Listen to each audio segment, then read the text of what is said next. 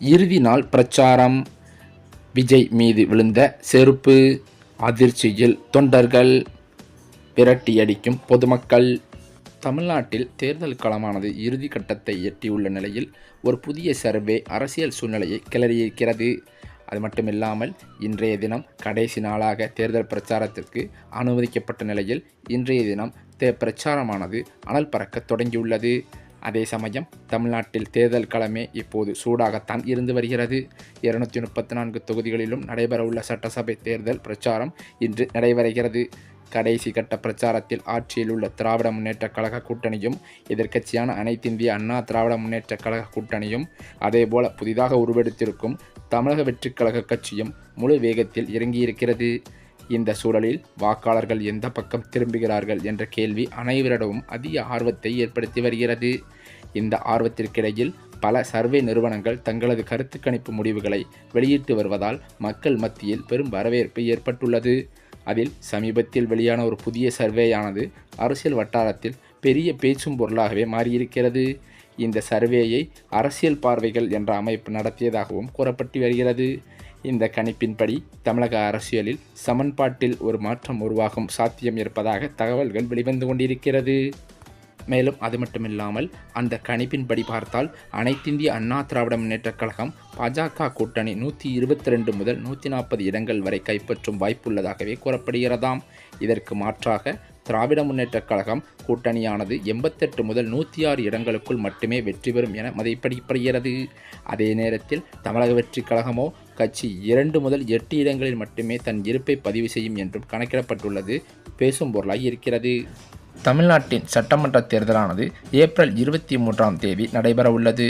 ஆட்சியை தக்க வைப்பதற்கு திமுகவும் ஆட்சியை பிடிப்பதற்கு அதிமுகவும் போராடியும் வருகிறார்கள். தவேகா நாம் தமிழர் கட்சிகளும் களத்தில் வேகம் காட்டி வருவதும் குறிப்பிடத்தக்கது. அந்த சமயத்தில் சமீபத்திய பத்திரிகை வெளியிட்டுள்ள சர்வே முடிவில் திமுக கூட்டணி ஆட்சியை பிடிக்கும் என்று கூறியுள்ளனர். தமிழகத்தில் யார் அடுத்த முதல்வராக விரும்புகிறீர்கள் என்ற கேள்விக்கு விஜய்க்கு அதிக ஆதரவு இருப்பதாக அந்த சர்வேயிலும் கூறப்பட்டுள்ளது. இந்த நிலையில் சட்டசபை தேர்தலையொட்டி தவேகா தலைவர் விஜய் நாளை கடலூரில் மேற்கொள்ளவிருந்த பிரச்சாரமானது ரத்து செய்யப்பட்டுள்ளதாக தகவல்கள் கிடைத்துள்ளது.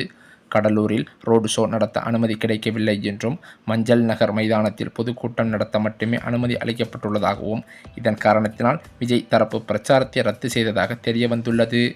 சட்டசபை தேர்தலுக்கு இன்னும் 4 நாட்கள் மட்டுமே இருக்கும் சூழலில் ஒவ்வொரு கட்சியின் தலைவர்களும் காலை, மதியம், மாலை என்று 3 நேரங்களிலும் பிரச்சாரத்தில் ஈடுபட்டு வருகின்றனர். எடப்பாடி பழனிசாமி தொகுதி வாரியாக பிரச்சாரம் செல்ல முதல்வர் ஸ்டாலின் மாவட்ட வாரியாக பொதுக்கூட்டம் நடத்தி வருகிறார். அதேபோல உதயநிதி ஸ்டாலினும் தொகுதி வாரியாக பிரச்சாரத்தில் ஈடுபட்டு வருவதும் குறிப்பிடத்தக்கது. கனிமொழி நாடாளுமன்ற கூட்டத்தொடர் முடித்து மீண்டும் பிரச்சாரத்தில் ஈடுபட தயாராகிவிட்டார். கடலூரில் நாளை பிரச்சாரம் மேற்கொள்ள தவேகா தலைவர் விஜய்க்கு அனுமதி அளிக்கப்பட்டிருந்தது. அதே சமயம் கடலூர் மஞ்சள் நகர் மைதானத்தில் தவேகா தரப்பில் பொதுக்கூட்டம் நடத்த அனுமதி அளிக்கப்பட்டது. ஆனால் தவேகா தரப்பில் ரோடு ஷோ நடத்தவும் அனுமதி கோரப்பட்டிருந்ததாம். ஆனால் காவல்துறை தரப்பில் ரோடு ஷோவுக்கு அனுமதி அளிக்கப்படவில்லையாம். இப்படியான சூழலில் விஜய் கடலூர் பிரச்சாரத்தை ரத்து செய்திருக்கிறார். ஏற்கனவே இன்று காலை, அதாவது நேற்றைய தினம் பெரம்பூர் தொகுதியில் வீடு வீடாக சென்று பிரச்சாரம் மேற்கொண்ட விஜய் இந்த பிரச்சாரத்தையும் விஜய் ரத்து செய்திருக்கிறார். இதனால் விஜயின் மாற்று திட்டம் என்ன என்பதே தவேகா தொண்டர்களின் புரியாத புதிராகவும் கேள்வியாகவுமே இருந்து வருகிறது. அதே சமயம் சட்டசபை தேர்தலுக்கு இன்னும் 4 நாட்கள் மட்டுமே இருக்கும் சூழலில் பெரிய கட்சிகளே ஒரு நாளில் பல்வேறு மாவட்டங்களிலும் பிரச்சாரம் மேற்கொண்டு வருகின்றனர். ஆனால் விஜய் சென்னை பிரச்சாரம் முடிவடைந்து இன்னும் 3 நாட்களாகியும் அடுத்த பிரச்சாரத்தில் ஈடுபடாமல் இருப்பது பெரும் சர்ச்சையை கிளப்பியுள்ளது. அது மட்டுமல்லாமல் இது தவேகா தொண்டர்களிடையே சலிப்பை ஏற்படுத்தி வருவதாகவும் சொல்லப்படுகிறது. ஏற்கனவே 2 முறை கடலூர் பரப்புரை ரத்து செய்யப்பட்டிருந்த நிலையில் தற்போது 3வது முறையாகவும் மீண்டும் ரத்து செய்யப்பட்டுள்ளதும் குறிப்பிடத்தக்கது. தமிழ்நாடு சட்டமன்ற தேர்தலுக்கான வாக்குப்பதிவு வருகின்ற ஏப்ரல் 23ஆம் தேதி 234 சட்டமன்ற தொகுதிகளிலும் ஒரே கட்டமாக நடைபெற உள்ளது. தேர்தலுக்கு இன்னும் சில நாட்களே உள்ள நிலையில் அனைத்து கட்சிகளின் வேட்பாளர்களும் சூறாவளி பிரச்சாரத்தில் ஈடுபட்டு வருகின்றனர். இந்த நிலையில் தமிழகத்தின் 3வது கட்சியாக உருவெடுத்து வரும் தமிழக வெற்றிக் கழகம் இந்த தேர்தலில் முதல் முறையாக தேர்தல் களம் காண உள்ளது.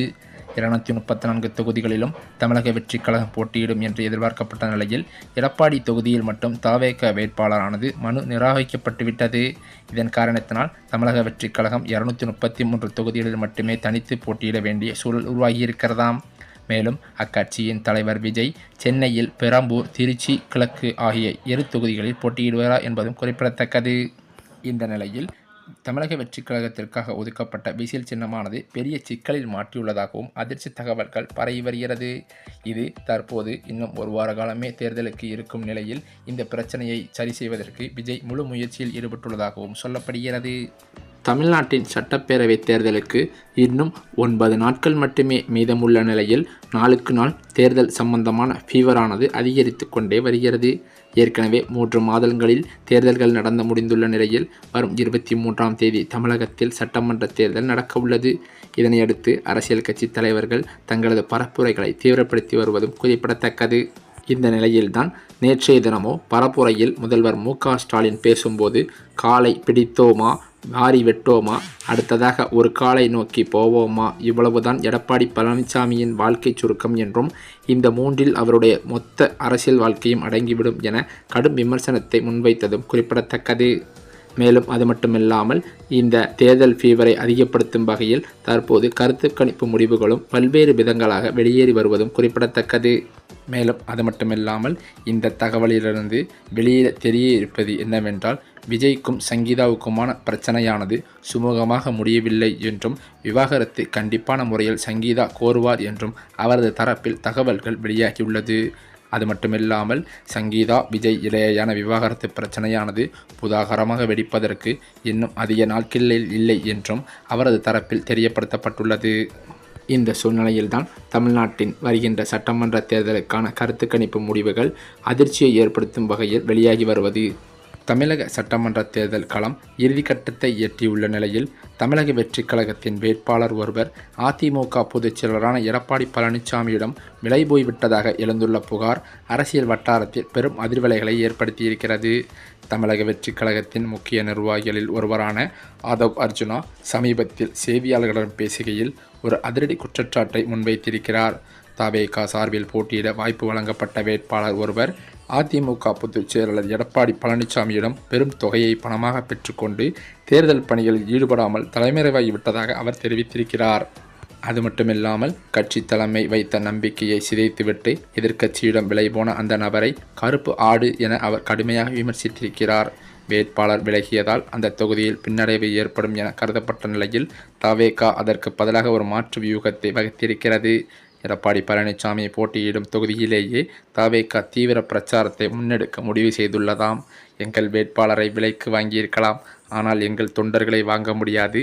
வேட்பாளர் இல்லாவிட்டாலும் இபிஎஸ் தொகுதியில் தவேகவின் பலத்தை காட்டுவோம் என ஆதவ் அர்ஜுனா தற்போது பேசியிருப்பது பெரும் பரபரப்பாகவே பேசப்பட்டு வருகிறது. அது மட்டுமில்லாமல் தேர்தல் நேரத்தில் ஒரு கட்சியின் வேட்பாளரை மற்றொரு கட்சி தலைவரிடம் பணம் பெற்றுக்கொண்டு காணாமல் போவது என்பது தமிழக அரசியலில் இதுவரை கண்டிராத ஒரு விசித்திரமான சூழலை உருவாக்கியிருக்கிறது என்றே சொல்லலாம். இது தமிழக வெற்றிக் கழக தொண்டர்கள் மத்தியில் கொந்தளிப்பை ஏற்படுத்தியிருக்கிறது. இந்த நிலையிலோ காரைக்குடியில் மக்கள் சந்திப்பு பிரச்சாரத்தை நடத்திய விஜய் அவர்கள் பேசாமல் போயிருப்பது பல நிர்வாகிகள் மற்றும் பொதுமக்களிடையே கடும் அதிருப்தியை ஏற்படுத்தியுள்ளது.